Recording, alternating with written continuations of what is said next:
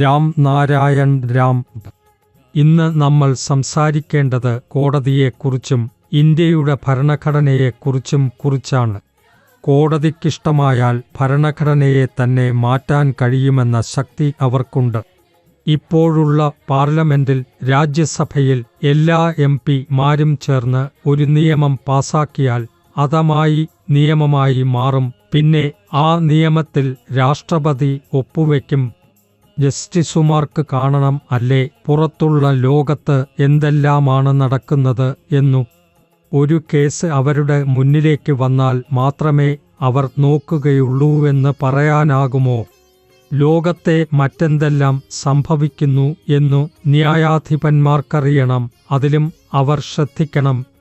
ഭൂമിയിലെ പ്രശ്നങ്ങൾക്ക് പരിഹാരമുണ്ടാകണമെങ്കിൽ അതെങ്ങനെയെന്നത് ചിന്തിക്കണം. സുപ്രീം കോടതിക്ക് അവസരം ഉണ്ടെങ്കിൽ വ്യക്തിയുടെ ഉടമസ്ഥാവകാശം പൂർണ്ണമായി ഇല്ലാതാക്കുന്ന നിയമം എങ്ങനെ ഇതുവരെ കൊണ്ടുവന്നില്ല? ആകാശത്തിനോ സൂര്യനോ ചന്ദ്രനോ നക്ഷത്രങ്ങളോ ഭൂമിയോ ആകാശമോ ഇവയ്ക്ക് ഉടമസ്ഥാവകാശമുണ്ടോ?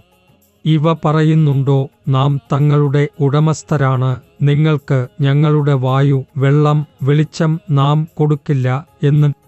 അതിനെന്താണ് ഭൂമിയിലെ ഉടമസ്ഥാവകാശം വന്നത്? എവിടെ നിന്നാണ് അത് വന്നത്?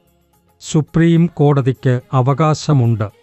എന്നാൽ അതിനെ ഇല്ലാതാക്കാൻ ഇതുവരെ നിയമം കൊണ്ടുവന്നിട്ടില്ല. പ്രകൃതിയിൽ ഉള്ളതുപോലെ ഭൂമിയിൽ സംഭവിക്കേണ്ടതാണ്. അതിനായി ഒരു നിയമം ഉണ്ടാക്കേണ്ടതാണ്. പ്രകൃതിയെ അടിസ്ഥാനമാക്കിയുള്ള നിയമം എല്ലാ സ്ഥലങ്ങളിലും ബാധകമാക്കണം. ഞങ്ങൾ എല്ലാ വഴികളും കാണിക്കുന്നു, എങ്കിലും ആളുകൾ മനസ്സിലാക്കുന്നില്ല.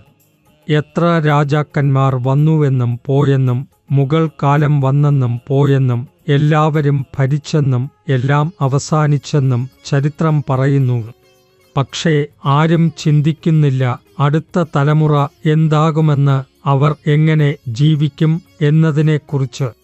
അതുകൊണ്ട് തന്നെയാണ് ഞാൻ വീണ്ടും വീണ്ടും പറയുന്നത്, ഭാവിയിലെ തലമുറയ്ക്ക് വേണ്ടി ഒരു നിയമം കൊണ്ടുവരണം.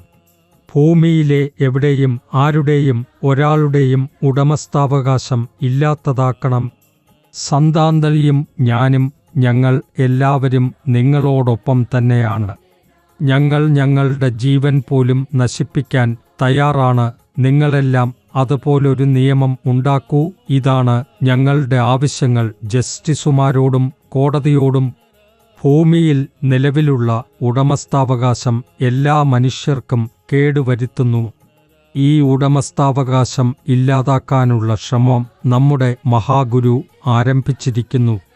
വ്യക്തിയുടമസ്ഥാവകാശം ഇല്ലാതാക്കുന്നതുവരെ ഭൂമിയിൽ ഒന്നും തുല്യമായിരിക്കില്ല. ഇവിടെ എല്ലാവർക്കും എവിടെയെങ്കിലും വിവേചനം നേരിടേണ്ടി വരുന്നു. ചിലർക്കെന്തെങ്കിലും ജനനഹക്കം നിഷേധിക്കപ്പെടുന്നു. ഇവിടെ എല്ലാവരും തുല്യമായി ജനിച്ചിട്ടുണ്ടെങ്കിൽ അവരുടെ ജന്മാവകാശം എങ്ങനെ ആരെങ്കിലും കവർന്നെടുക്കും? ആ ജന്മാവകാശം എല്ലാവർക്കും നൽകപ്പെടേണ്ടതാണ്. ഭൂമിയിലെ എല്ലാവരെയും തുല്യരായി കാണണം. വിവേചനമില്ല, ജാതിയില്ല, ഉയർന്നതും താഴ്ന്നതുമില്ല. എങ്കിലും ഉടമസ്ഥാവകാശം ഇല്ലാതാക്കപ്പെടുന്നതുവരെ ഇത് സാധ്യമാകില്ല. അതിനാൽ ലോകത്തിലെ എല്ലാ ജനങ്ങളും ഒന്നിച്ചു ചേർന്ന്, എല്ലാ ജസ്റ്റിസുമാരും ഒന്നിച്ചു ചേർന്ന് ഒരേ ശബ്ദത്തിൽ സംസാരിക്കുകയും നടപടികൾ സ്വീകരിക്കുകയും നിയമം കൊണ്ടുവരികയും വേണം. സ്വയം ശക്തിയുള്ളവനും സ്ഥിരതയുള്ളവനും ആകാൻ ഓരോ മനുഷ്യനും ധ്യാനം അനിവാര്യമായും ചെയ്യണം. കാരണം നമ്മൾ ധ്യാനം ചെയ്യുമ്പോൾ നമ്മുടെ അകത്തുള്ള 50,000 കോടി ആത്മാവുകൾ ഒരേ സ്ഥലത്ത് കേന്ദ്രീകരിക്കുകയും നമ്മുടെ അകത്ത് ഊർജം നിറയ്ക്കുകയും ചെയ്യുന്നു. നമുക്ക് മനസ്സിൽ ഒരു കാര്യമാണ് സ്ഥാപിക്കേണ്ടത്, എല്ലാത്തിലും ധ്യാനം വേണം. ധ്യാനം ചെയ്യുമ്പോൾ എത്രയോ ആശങ്കകൾ, ബുദ്ധിമുട്ടുകൾ, മനസ്സിലെ ദുരിതങ്ങൾ, ആകാംക്ഷകൾ എല്ലാം വിട്ടുപോകും. ധ്യാനത്തിൽ നിന്നുള്ള ശബ്ദം അതായിരിക്കും ജീവിതത്തിലെ വഴികാട്ടി. ഇന്ന് ഓരോ മനുഷ്യനും രാം നാരായൺ രാം എന്ന മഹാമന്ത്രം ജപിക്കേണ്ടത് അനിവാര്യമാണ്. തങ്ങളെ ഈ ബീജമന്ത്രത്തിന് സമർപ്പിക്കണം. ഈ ബീജമന്ത്രം എല്ലാം ഉൾക്കൊണ്ടതാണ്. ഇതെന്തിനും സമ്പൂർണ്ണമാണ്. നിങ്ങൾ ജീവിതം മെച്ചപ്പെടുത്താൻ ആഗ്രഹിക്കുന്നുവെങ്കിൽ ഉടൻ തന്നെ ഈ ബീജമന്ത്രത്തോട് ചേർന്ന് നിൽക്കൂ. സ്വയം ശുദ്ധീകരിക്കുകയും സമൂഹത്തെയും നന്മയിലേക്ക് നയിക്കുകയും ചെയ്യൂ. രാം നാരായൺ രാം.